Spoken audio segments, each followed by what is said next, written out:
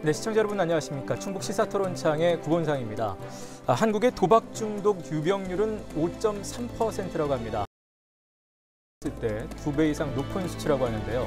코로나19 때문에 집에 있는 시간이 또 늘면서 온라인을 기반으로 한 불법 도박이 최근에 또 기승을 많이 부리고 있습니다. 특히 성인뿐 아니라 청소년까지 심각하게 번지면서 그 문제의 심각성을 더하고 있는데요.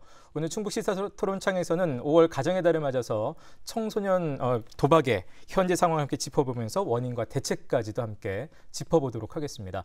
오늘 토론 함께해 주실 세 분을 모셨습니다. 먼저 충북도의회 박성원 교육위원장 나오셨습니다. 네, 안녕하세요. 네, 반갑습니다.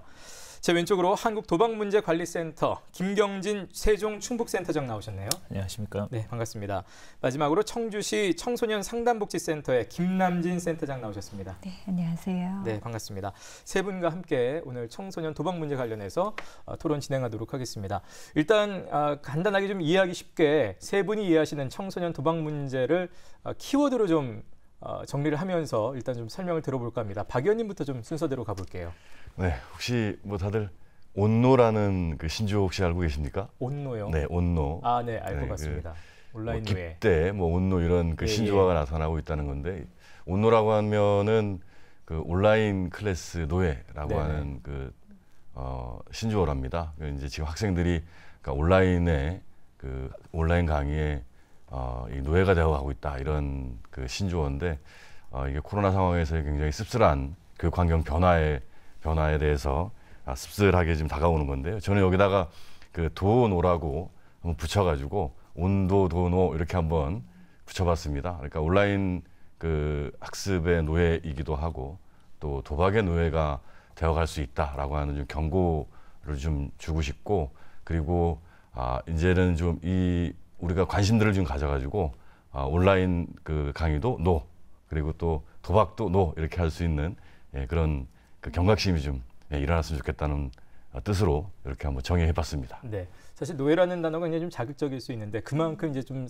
심각할 수 있다는. 네, 그렇죠. 잠시 후에 내용을 좀 살펴보겠고요. 예, 김경진 센터장님 바로 받아주시죠. 네, 저는 일촉즉발이라는 용어를 좀 쓰고 싶습니다. 청소년 도박 문제가 뭐 계속해서 심각하게 이렇게 여러 가지 양상으로 나타나고 있는데 그 폐해가 점점 좀 심각하고 해지고 있는데 거기에 대한 대처는 여전히 미비한 것 같습니다. 그래서 이 상황에서 우리가 뭔가 어른들의 역할을 하고 뭔가 전폭적으로 이 문제를 해결하기 위한 노력을 기울이지 않는다면 정말 곧 터져버릴 것 같은 그런 상황으로 보입니다. 그래서 그런 상황에 대해서 우리가 어떻게 그 예방하고 그리고 도움을 줄 것인가에 대해서 계속해서 관심을 갖고 관심을 기울여야 될 것 같습니다. 네, 자 마지막으로 김남진 센터장님. 네, 등잔 밑이 어둡다라는 속담이 있죠. 등잔 부츠를 밝히면 주변은 환하게 비치지만 정작 바로 아래 있는 등잔 밑은 어둡습니다. 그 청소년 도박은 사회적 관심이 많지 않아 등잔 밑처럼 그 심각성을 잘 모르는 것 같아서 네. 그렇게 정리해 보았습니다. 예. 자, 세 분의 키워드를 들어보면 사실 굉장히 좀 심각하다라는 그 공통된 지금 인식을 좀 갖고 계신데 일반 시청하시는 분들이나 접하지 못한 분들은 정말 그런가라고 생각하실 수 있을 것 같거든요. 실제로 청소년의 도박 문제, 특히 우리 충북의 청소년 도박 문제 지금 어떤 상황인가요? 그러니까 전반적으로 그러니까 그 청소년 도박 문제는 아주 급변하는 상황, 그 다음에 그 빠르게 그 확산되고 있는 상황 때문에 특히 인터넷이나 스마트폰 증가 때문에 문제가 되고 있는데요. 특히 그 중에서 충북은 전국에서 한 4번째 정도로 높은 상황이기 때문에 그 심각성을 우리가 좀 파악하고 있어야 된다 이렇게 좀 생각하고 있습니다. 네, 다른 두 분도 되게 심각한 상황이라고 보고 계신 거죠? 네네, 의원님께서 정확하게 잘 짚어주신 것 같습니다. 실제로 이용하는 청소년들, 저희 센터를 이용하는 청소년들의 수가 급증하고 있고, 그래서 2018년도에서 19년으로 이동할 때 1년 동안 저희가 60% 정도 증가했습니다. 그리고 2019년도에서 2020년으로 하는 1년 동안에 또 90% 정도가 또 증가했습니다. 그래서 청소년 수도 증가하고 있고 상담 이용하는 건수도 당연히 증가가 되겠죠. 그러면 그 정도로 폐해가 있기 때문에 청소년들이 저희 센터를 이용하고 있는 걸로 본다면 분명히 지금 청소년 도박 문제의 양상은 점점 좀 심각한 쪽으로 가고 있다 이렇게 볼 수 있을 것 같습니다. 예. 김난진 센터장님. 예. 네, 저희 센터에서 진행하고 있는 사업 중에 그 초1, 중1, 고1을 대상으로 해서 인터넷 자가진단 검사를 실시합니다. 그래서 오염군 이상을 학생을 대상으로 해서 상담 사업을 진행하는 사업이 있는데요. 그 대상자 중 적지 않은 비율의 청소년들이 도박을 하고 있습니다. 그리고 같은 교실 내에서도 동급생들 대상으로 해서 그 비싼 이자를 붙여서 사채 놀이를 한 것처럼 비싼 이자를 붙여서 돈을 억지로 빌려주는 이런 모습들이 발생하고 있습니다. 이렇게 도박만의 문제가 아니라 사실 범죄로 이어지는 것들을 볼 수 예. 있어서 굉장히 심각하다라고 볼 수 있습니다. 그렇군요. 아까 박 의원님께서 말씀하실 때 경남 등과 이제 비교도 하셨고 전국 4위 정도 지금 수준이다. 네, 그 전국과 비교했을 때는 굉장히 좀 높은 편이라고 볼 수 네, 있겠네요, 볼수 충북이. 있습니다. 특히 이제 이 나머지 오프라인에서의 그 도박률들은 4.8% 이상 툭 떨어졌는데 네.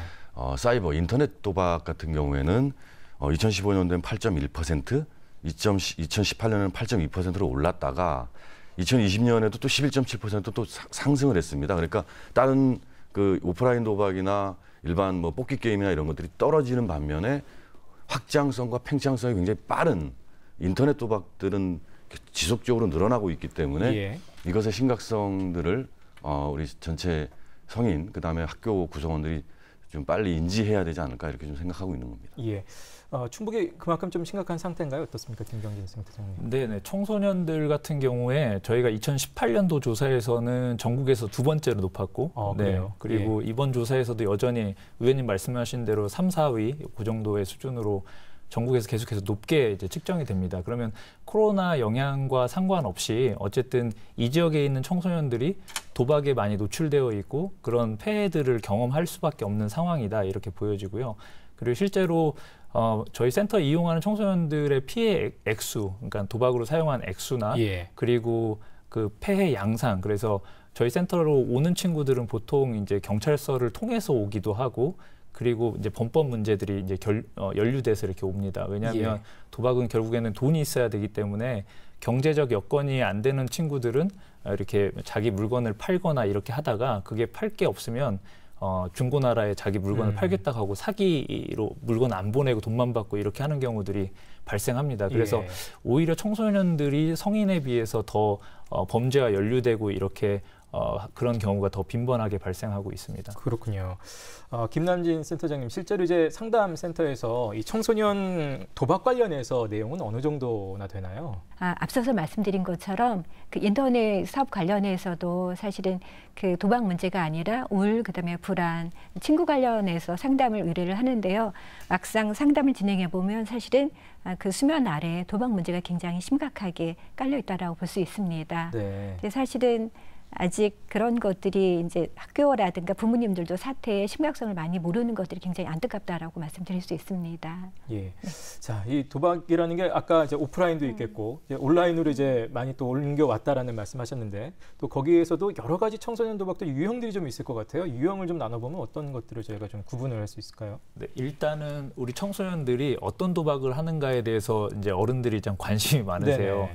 청소년들은 소소한 도박을 할 것이다. 성인들의 도박과 다를 것이다. 예. 이렇게들 많이 생각하시는데 오히려 청소년들이 성인 도박을 다 하고 거기에다 플러스해서 더 많은 도박을 하고 있습니다. 그래요? 종류로 따지면요. 예.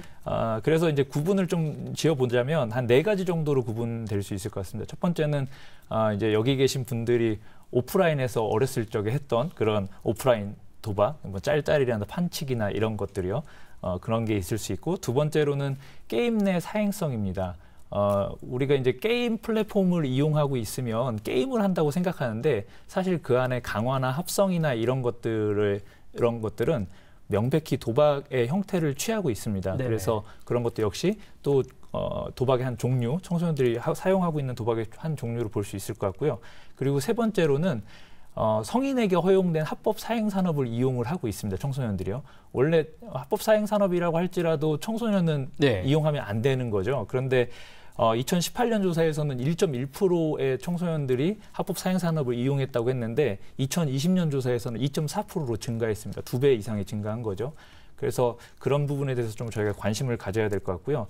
그리고 마지막 네 번째는 우리가 최근에 이제 매우 심각하게 보고 있는 온라인 불법 도박입니다. 예. 그래서 온라인 불법 도박도 아까 위원님 말씀하신 대로 2018년에 1.6%였는데 2020년도에 1.7%로 또 증가가 됐습니다. 예. 어른들의 도박 세계보다 좀 뭔가 축소되어 있거나 훨씬 더 좀 간단할 것이라고 생각했는데 그게 아니라 오히려 거기에 플러스된 확장된 지금 모습을 보인다는 점에서 굉장히 좀 심각한 것 같습니다. 자, 청소년 도박의 문제점 뭐 여러 가지 있을 것 같습니다. 특히 이제 성인이 된 이후에도 예를 들어 끊지 못한다는 어떤 중독성이라는 게 일단 도박에서 굉장히 위험하잖아요. 청소년 도박의 문제점은 어떤 것들이라고 생각하시나요? 예. 일단은 그 청소년들의 도박 문제는 그 단지 도박에만 그치는 것이 아니라 센터장님이 말씀하신 것처럼 이 도박 자금을 마련하기 위해서 나머지 여러 가지 불법적인 그 일들이 이 파산된다는 겁니다. 예. 그러니까 뭐 자금을 마련하기 위해서 불법 아르바이트를 한다든가 또는 절도나 사기나 또는 폭력행위 이런 범죄 행위들로 그 파급 효과가 이어진다는 게 가장 큰 문제점인 것 같고요. 특히 인터넷 도박 같은 경우에는 반복적으로 아주 빠르게 진행되기 때문에 그 중독성이 굉장히 좀 우려가 돼서 결국은 학습이나 모든 인간관계나 가족관계 모든 것들이 좀 문제가 되는데 사실은 제 지인 중에서도 네. 제가 이 도박 문제 토론 때문에 제가 몇 명을 좀 인터뷰를 하다 보니까 한 가정에서는 아이 한 명이 뭐 이거 금액을 이야기해도 되는지 모르겠습니다만 1억이 넘는 그 돈을 그 도박에서 잃은 그런 그 가정도 제가 확인을 실제 했었습니다. 10대 청소년이. 예, 실제 청소년이. 굉장히 심각한 상황인데 도박 자금을 어떻게 마련했는지 휴대폰으로 무조건 다 결제가 되는지 그런 상황들은 전혀 알 수가 없지만 어쨌든 1억 이상이라고 하는 돈이 도박 자금으로 청소년이 쓰여졌다는 것은 대단히 큰 문제가 아닐까 이렇게 좀 생각을 하고요. 아직까지 인지 능력 또는 뭐 그 경제에 대한 온전한 그 상황 판단 능력을 가지지 못한 상태에서 도박에 빠진다는 것이 지금 가장 큰 문제다 이렇게 좀 보고 있습니다. 예. 김남진 센터장님 어떻게 보시나요? 네, 도박의 가장 큰 문제점은 돈을 땄을 때 그 짜릿한 경험이 아주 너무 강렬하게 남는다는 겁니다. 그래서 그 경험을 다시 재하기 위해서 계속 문제 행동을 이어가게 되는 건데요. 청소년기 발달 과정상 전두엽이 발달되는 시기입니다. 네. 이 시기에 과도한 자극에 노출이 되면 다른 활동에 흥미를 잃게 됩니다. 그러면서 점점 더 큰 자극을 위해서 빠져들게 되는 게 또 문제점이고요. 또 아이들이 이렇게 쉽게 돈을 벌 수 있는 방법에 노출되다 보니까 진로에도 굉장히 많은 영향을 미치게 됩니다. 네. 그 상담 장면에서 만난 아이들 중에 실제로 지금은 도박을 하고 있지는 않지만 친구들을 보며 나도 해보고 싶다. 또는 나중에 도박 사이트 사장이 되고 싶다라고 이야기하는 친구들도 있습니다. 이처럼 청소년 시기의 가치관 정립에 네. 굉장히 많은 영향을 주고 있는 것들이 문제점이라고 볼 수 있겠습니다. 안타깝네요. 예, 센터장님. 네, 지금 현재 일어나고 있는 다양한 문제도 문제입니다. 근데 더 큰 문제는 이게 지속된다는 겁니다. 이제 중독이라는 단어를 사용해서 중독되기 때문에 이 문제가 청소년기에서 끝나지 않고 성인기에 들어가서도 계속 된다는 거죠. 그래서 실제로 저희 센터를 이용하는 성인 초기 20대의 그 이용자들을 보면 언제 도박을 시작했는지 이제 여쭤보면 예. 보통 다 중고등학교 시절에 시작을 했습니다. 그러니까 그분들도 중고등학교 때 소소하게 5,000원, 10,000원 베팅하던 금액이 이제 성인이 돼서 자기가 직장 생활하고 경제력이 있으니까 대출을 받고 이렇게 해서 피해액이 점점 커지는 거죠. 커지는. 그래서 예. 그 양상이 점점 더 안 좋은 방향으로 가고 중독되었기 때문에 이게 이제 청소년기에 그냥 단순히 열병처럼 이렇게 끝나고 지나치는 일이 아니라 계속될 수 있다는 점이 가장 큰 문제점인 것 같습니다. 예. 센터장님께서 말씀하신 것처럼 그 한국도박관리센터에 등록된 그 관리 대상을 보니까 사실은 50.8% 한 60% 정도가 그 이미 성인들이 그 10대 때 다 경험을 했던. 근데 지금 전체적으로 한 이 도박을 시작하는 평균 연령이 12.9세 정도 된다라고 하는 또 그 발표가 있었습니다. 사실은 12.9세면 한 4학년 정도, 초등학교 4학년 정도 되는 거잖아요. 예. 4학년. 굉장히 많이 지금 급속하게 떨어지고 있다. 아마 이것도 제가 보기엔 그러니까 스마트폰의 예. 영향이 아닐까 이런 생각을 좀 하고 있고요. 지금 한국도박관리센터에서 이렇게 그 관리하고 있는 그 이용자, 그러니까 그 치유 관련된 이용자가 한 3-4배 정도 급격하게 늘어나고 있다는 것도 이 도박 문제가 좀 심각하게 다가오고 있다는 것을 방증하는 것이 아닌가 이렇게 생각하고 있습니다. 예. 자, 이제 청소년 도박 관련해서 뭐 원인이라든지 대응 방안도 좀 살펴보려고 하는데 그에 앞서서 제가 이거 하나만 좀 여쭤볼게요. 최근에 주식하고 코인이 엄청나게 열풍이잖아요. 그래서 뭐 10대들도 이제 투자에 뛰어들었다라는 얘기들도 들려오는데 특히 이제 코인 같은 경우는 투자가 도박화되고 있다라는 우려가 이제 나오고 있는 게 사실입니다.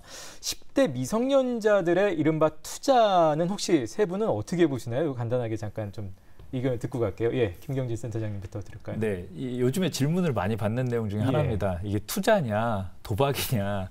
근데 명백하게 얘기하면 투자 플랫폼에서 이루어지고 있습니다. 근데 투자 플랫폼에서 이루어지고 있으나 이걸 어떤 방식으로 하느냐에 따라서 투자일 수도 있고 그리고 이게 도박일 수도 있는 겁니다. 예를 들어서 이제 칼이 있는데 칼이 나쁘냐 좋냐 이렇게 얘기하기가 어렵잖아요. 그냥 칼은 칼일 뿐이고 어떻게 사용하느냐에 따라 누가 어떻게 사용하느냐에 따라서 잘 사용될 수도 있고 흉기가 될 수 있는 것처럼 투자 플랫폼에서도 투자로서 잘 이렇게 준비가 돼서 사회의 흐름을 읽고 그렇게 해서 중장기적인 안목에서 이걸 투자를 하고 있는 거 그리고 성인들한테 그런 걸 배워서 청소년기부터 그런 그 가치를 가지고 시작하는 거 이런 건 긍정적으로 볼 수 있죠. 그런데 그냥 사고 팔기를 계속하면서 소위 말해서 단타를 하고 있다든지 그렇게 해서 그냥 즉각적인 보상에 기대어서 뭔가 투자라고 하고 있다라고 하면 그건 투자가 아니라 도박일 수 있는 거죠. 예, 다른 분들은 어떻게? 예. 네. 네, 10대 투자를 모두 도박이라고 보는 것은 좀 과도한 우려일 수도 있다는 생각이 듭니다. 특히 이제 요즘은 부모님들이 아이들이 어렸을 때부터 주식 계좌를 개설해 주기도 하고 또 생일 선물로 주식을 주기도 하는데 그 자연스럽게 경제관념, 투자 개념에 대한 그런 접근을 많이 하시는데요. 네. 이렇게 청소년기에 경제관념으로 교육에 같이 들어가는 개념으로 교육이 이루어지면 괜찮지만 그렇지 않고 무분별한 투자와 무분별한 코인 접근으로 하게 되면 사실 굉장히 큰 어려움이 있을 수 있다고 보여지는데요. 그러니까 이제 이 투자, 근데 도박 이런 거 특성상 과도하게 정말 벼락처럼 한순간 이익을 얻을 수도 있지만 또 한순간에 휴지 조각처럼 없어지는 일도 생기거든요.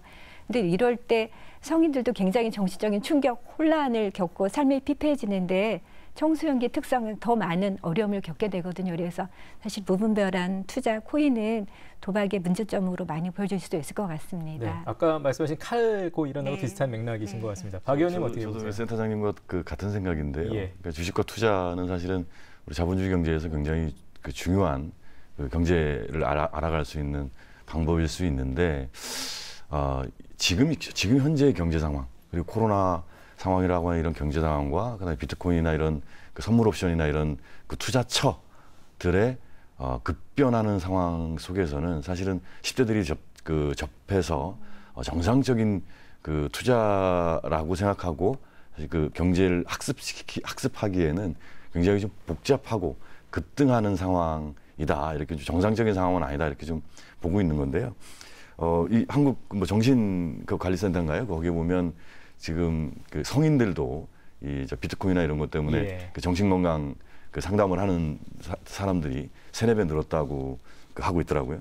이게 어떤 경우에는 이렇게 투자 광풍이 일어나고 모두가 다 비트코인을 이야기하고 선물 옵션 이야기하고 뭐 레버리지 이런 것들을 이야기하다 보니까 한 곳에서는 상실 공포라는 전문 용어도 나오더라고요. 뭐냐면 다른 사람들은 다 투자해서 돈을 벌 기회를 만들고 있는데 나만 안 하고 있으니까 야 이거 내가 저걸 안 하면 나만 소외되고 나만 돈을 못 버는 거 아닌가라고 하는 기회상실 공포라고 하는 그 공포들을 느낀다고 하더라고요. 소위 얘기하는 외로움이라고 할까요? 아니면 뒤처진다라고 하는 그런 생각들을 갖는데 사실은 그런 생각으로 투자나 주식에 접근해서는 사실은 거의 대부분 지금 소위 얘기하는 그 용어처럼 폭망할 가능성이 훨씬 더 많습니다. 그 폭망을 한번 경험하게 되면 10대들은 쉽게 다시 재기하기가 쉽지 않기 때문에 저는 신중한 접근이 필요하다 이렇게 좀 생각하고 있습니다. 그걸 어떻게 사용하느냐에 따라서 이게 도박일 수도 있고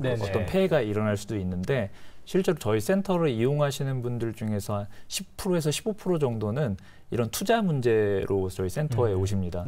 그러니까 결국에는 그 투자를 투자로 하지 못하고 중장기적인 안목에서 하는 게 아니라 단기적인 즉각적인 예. 보상을 추구하다 보니까 폐의 손실도 크게 일어나고 거기에 중독됐기 때문에 벗어나지 못하고 계속 손실액이 커지는 그런 상황들이 발생을 하죠. 그리고 청소년들도 최근에 이제 조사를 이제 한 걸 보니까 예전에 안 하던 도박을 건드리기 시작했습니다. 그 도박이 뭐냐면 FX 마진 거래라고 하는 겁니다.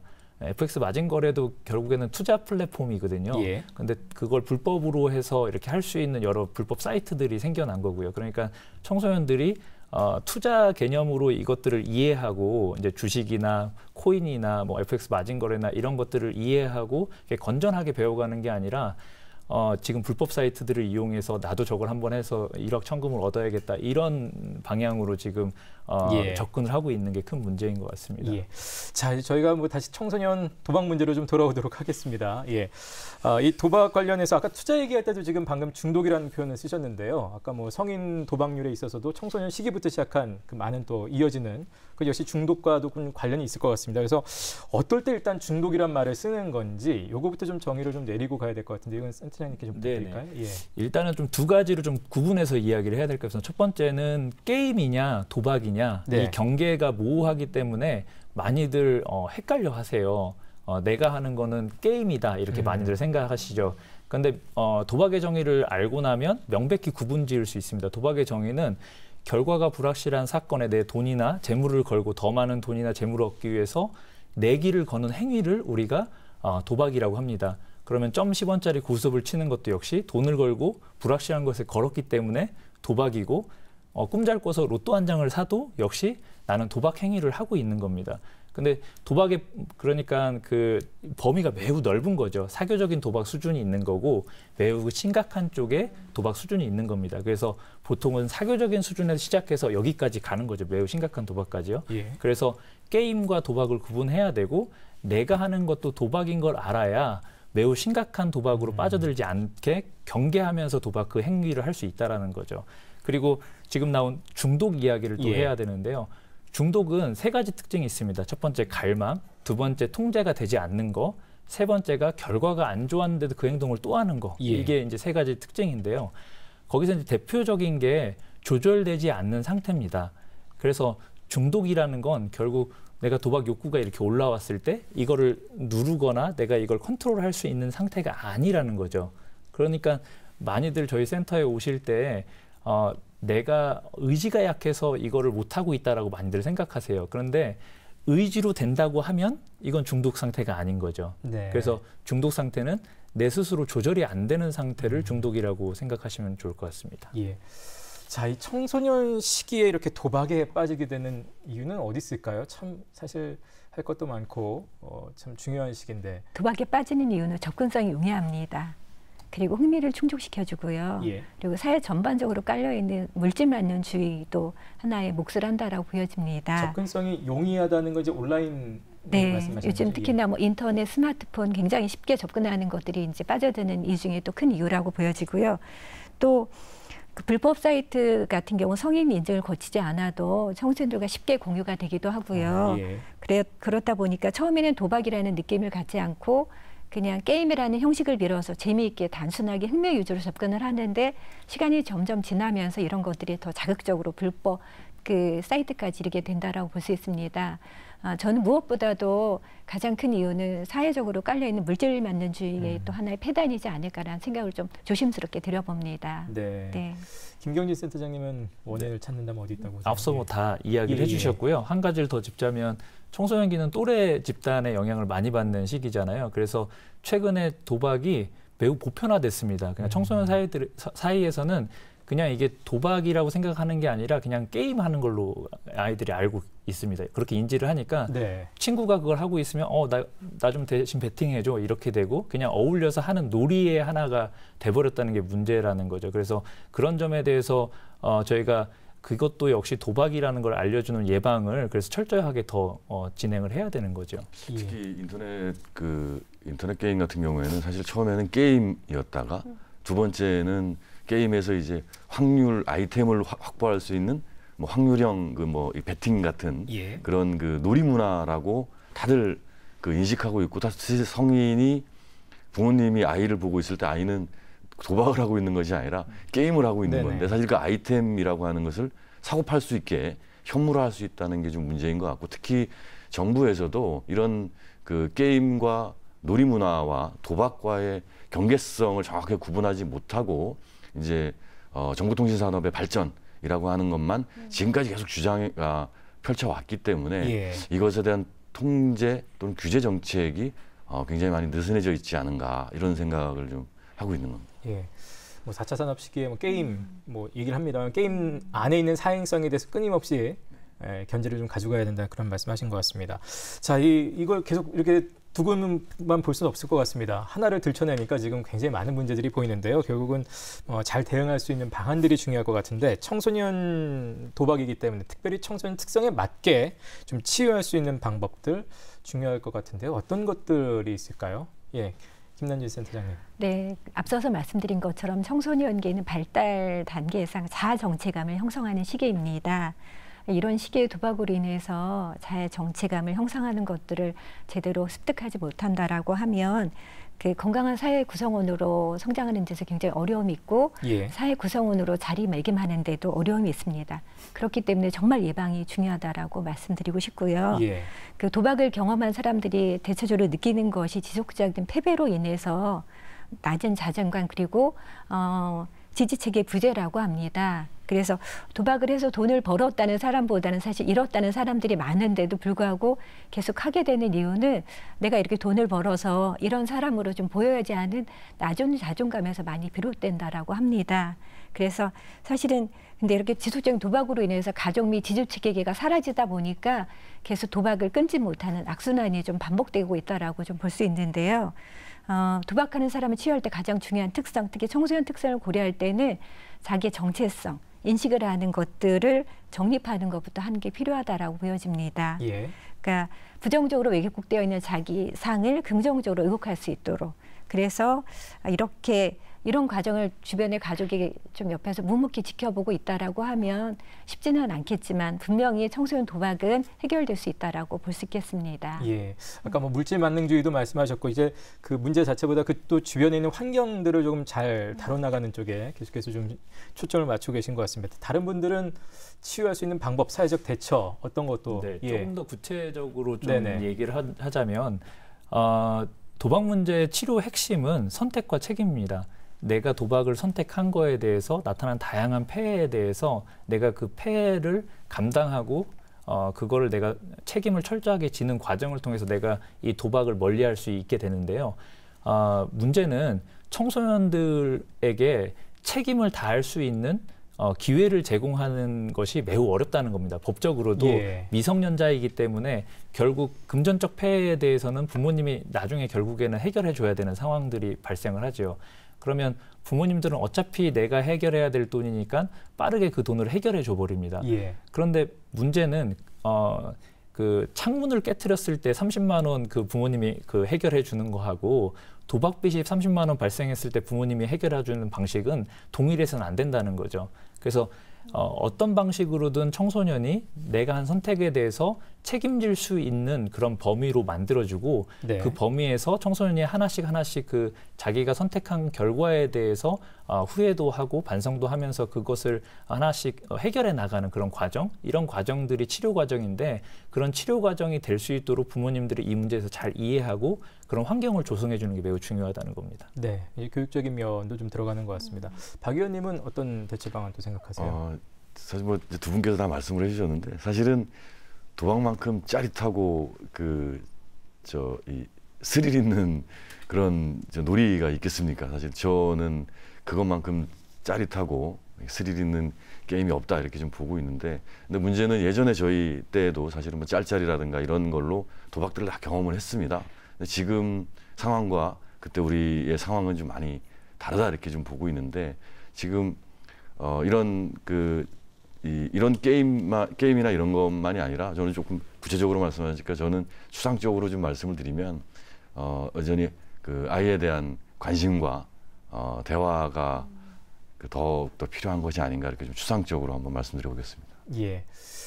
지금 이제 치유할 수 있는 어떤 뭐 대처 방안을 여쭤봤는데 사실은 이런 것들이 일어나지 않는 사전에 예방되는 것이 어떻게 보면 더 중요하지 않을까라는 생각도 듭니다. 근데 반면에 교육 현장 뭐 아마 시청하시는 분들도 마찬가지일 거고 실제로 학생들의 그 운영 실태, 도박 실태라든지 이런 것들을 잘 모르는 부분이 많을 거고 교육 현장에 계신 선생님들도 막상 정작 학생들의 도박 실태를 정확하게 잘 모르는 분들이 많겠죠. 게임 같은 것들을 해보지 않으면 이런 것들이 안에서 어떻게 이루어지는지 잘 모르기 때문에 그래서 어떻게 하면 실제로 정말 실효성 있는 예방 교육을 할 수 있을까 이게 참 늘 고민이 되는 지점인데요.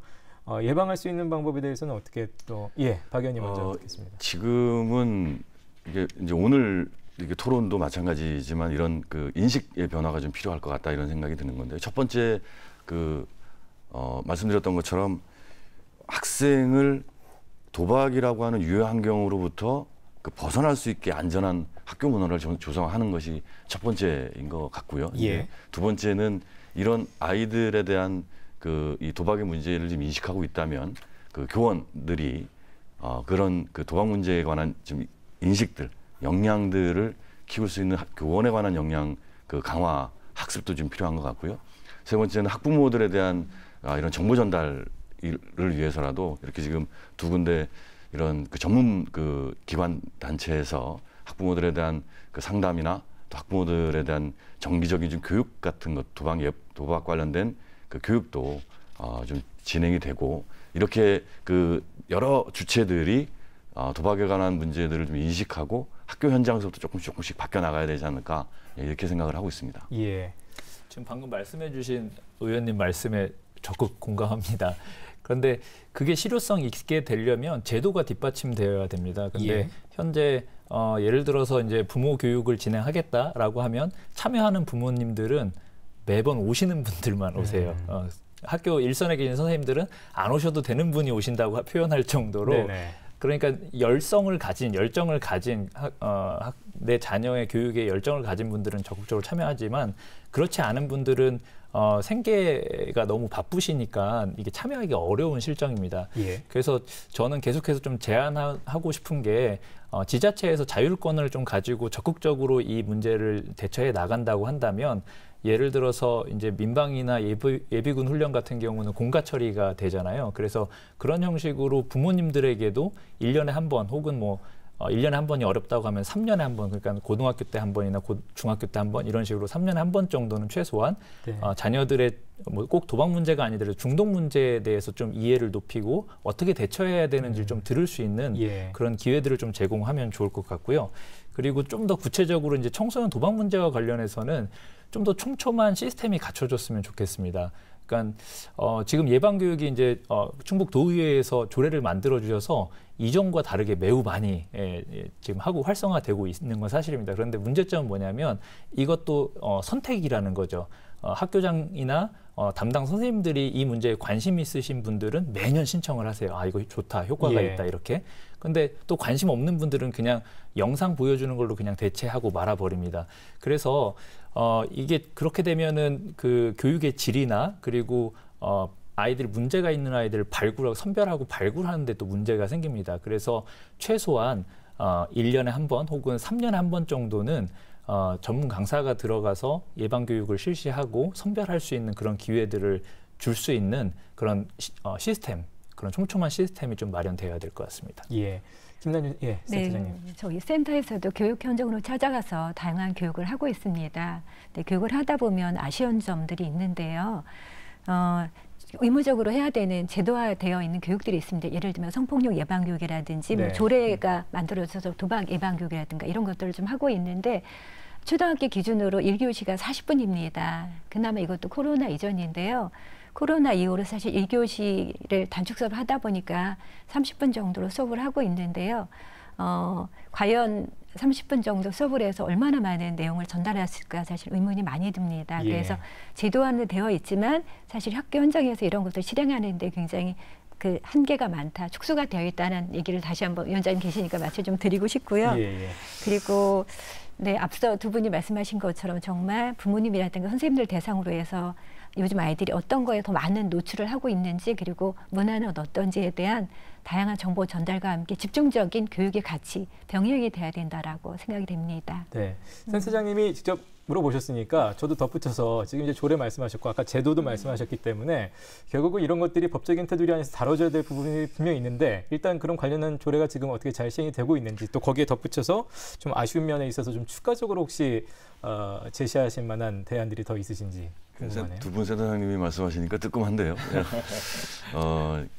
이 조례가 그러니까 실제 현실 그 현장에 정말 제대로 적용되기 위해서는 조례를 좀 더 꼼꼼하게 살피면서 좀 만들어야 되겠다 이런 생각을 지금 하면서요. 네. 충청북도 교육위원회에서 어쨌든 2019년도 3월달에 이 도박 관련된 조례를 만들었습니다. 그리고 그 학생 도박 예방 교육에 관한 그 위원회 구성하고 운영에 관한 그런 그 규칙안도 공포를 또 같이 했고, 그 다음에 한국 그 도박관리센터하고 MOU도 체결하고 이제 여러 가지 사업들을 도박에 관한 그 문제의식을 통해서 2019년서부터 2020년까지 진행을 해왔고 2021년도에 지금 말씀하신 것처럼 이전에 비해서는 조례를 근거로 해서 굉장히 왕성한 이 활동들이 진행이 되고 있는 것은 사실입니다. 그런데 지금 말씀하셨던 것처럼 이것이 그 제도적으로 굉장히 촘촘하게 진행되고 있는가에 관한 문제는 사실 저도 좀 의구심을 좀 가지고 있습니다. 이 첫 번째는 그러니까 충청북도 교육청이 학교를 찾아가는 도박 예방 교실, 그다음에 뭐 지금 이야기하는 그 뭐 영상이라든가 이런 것들을 통해서 그 학습하는 것, 그 예방 교육을 하는 것 여러 가지들을 하고 있는데 말씀하셨던 것처럼 그것이 제도적으로 의무적으로 그 성폭력 교육처럼 진행되고 있는 것이 아니고 또 그것이 조례에 담겨져 있지 않기 때문에 그것들에 대한 것은 다시 한번 좀 고민을 해봐야 될 필요성이 있다 이렇게 생각을 하고요. 그리고 이제 우리가 막 도박 문제에 관해서 막 고민을 하고 있기 때문에 다른 전국의 시도들이 어떤 굉장한 그 교육 커리큘럼 아이템들로 학생들에게 다가서고 있는지에 관한 것도 한번 풍부하게 좀 고민을 해봐야 될 것 같습니다. 뭐 예를 들어서 수원이나 이런 데처럼 도박 다큐멘터리 같은 것을 아이들 스스로 만들어서 그 다큐멘터리를 영상을 보여주면서 이렇게 좀 쉽게 접근하는 그런 그 사례들도 제가 있는 걸로 알고 있고요. 이제 그래서 이런 조례에 관한 것은 조금 더 좀 구체화하는 고민들을 시작하겠다 이런 좀 의견으로 제가 받아들여야 될 것 같고요. 저는 학생 도박 교육에 관한 것이 정규적으로 이 교육 과정에 편성되었으면 좋겠다 이런 좀 제안을 그 교육청과 또 각계의 그 학교 쪽에 좀 제안을 하고 싶습니다. 요 성희롱 교육처럼 이게 정규 과정 속에서 아주 간단하게라도 도박과 함께 경제관념에 관한 것들이 초등학교 때부터 중학교 때 조금 더 심화시키고 고등학교 때는 자신의 그 경제 목표까지 설정할 수 있는 정도의 도박 교육과 함께 경제 교육이 함께 진행되면 정규 과정 속에서 되면 아마 도박과 경제에 관한 문제, 투자와 도박에 관한 문제에 관한 가치관을 정립하는데 상당한 도움이 되지 않을까 이렇게 좀 생각을 하고 있습니다. 예.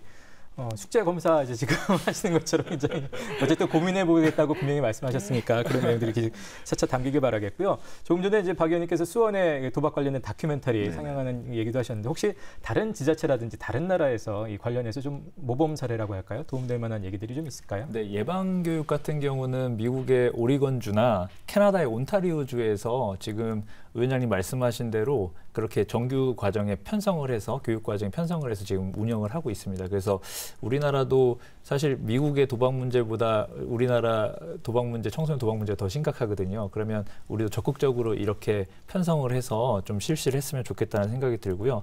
또 하나는 게임 내 사행성, 요즘에 뭐 랜덤박스라든가 합성이라든가 강화라든가 이런 걸 통해서 청소년들이 도박에 대해서 게임으로 착각하게 만드는 가장 큰 요인이기도 합니다. 그리고 거기서 이미 큰 돈을 사용해서 베팅이라는 걸 해봤던 친구들은 그 스포츠 베팅이나 우리가 온라인에서 진행하는 다양한 도박에 접근을 할 때 그거에 대해 문제의식을 느끼지 못합니다. 오히려 베팅 액수가 더 작으니까요.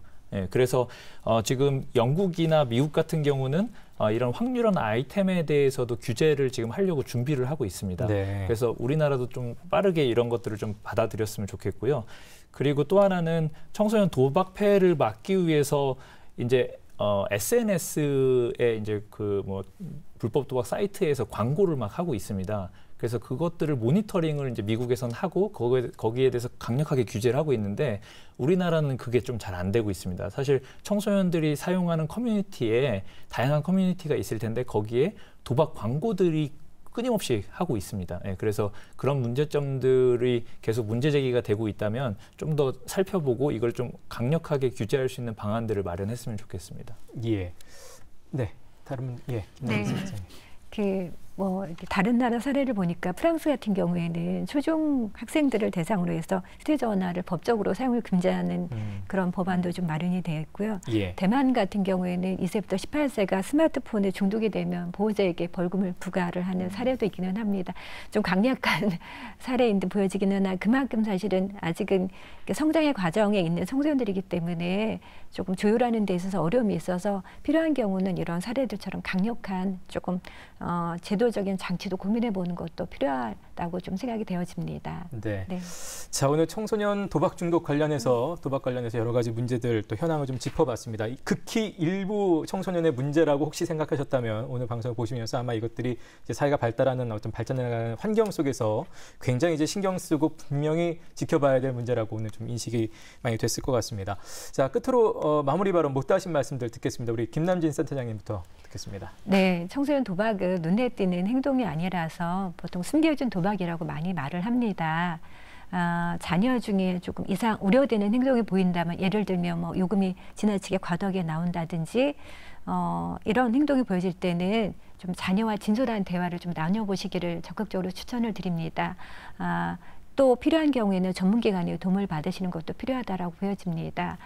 우선 자녀에게 관심과 지지가 제일 중요하다고 생각이 되면서요. 부모님과 자녀가 모두 행복한 건강한 가정 이루시기를 기원드리겠습니다. 네. 감사합니다. 박성원 의원님. 예. 코로나 팬데믹 상황이 벌써 이제 1년 6개월 이상 지속되고 있습니다. 이게 이제 사회적으로, 경제적으로, 문화적으로 우리의 삶을 좀 위축시키고 있는 상황이고 어찌 보면 또 우리 삶을 좀 왜곡하고 있는 이런 상황이 지속되고 있는데요. 이런 경기 침체가 지속이 되고 또 부의 양극화가 심해지면서 사실은 상대적으로 박탈감 때문에 아마도 우리 성인들도 마찬가지로 한탕주의에 빠져드는 그런 상황이 좀 만연되어 가고 있지 않은가 이런 우려를 좀 하고 있습니다. 사실 이런 상황은 도박이라고 하는 악성 종양이 잉태될 수 있게 하는 아주 후조건이기도 한데요. 특히 이런 상황에서 우리 청소년기에 있는 청소년들한테는 사실 굉장히 큰 영향을 미치게 될 것 같습니다.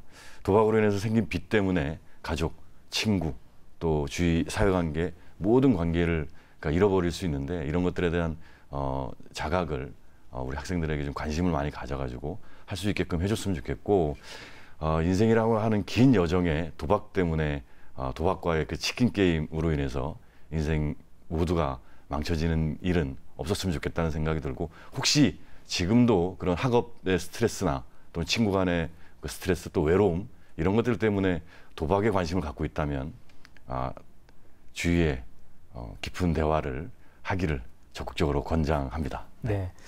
마지막으로 김경진 센터장님. 예. 네, 청소년들은 뭐 우리가 항상 얘기하듯이 미래를 짊어지고 나갈 우리의 뭐 미래다 이렇게 얘기하는데요.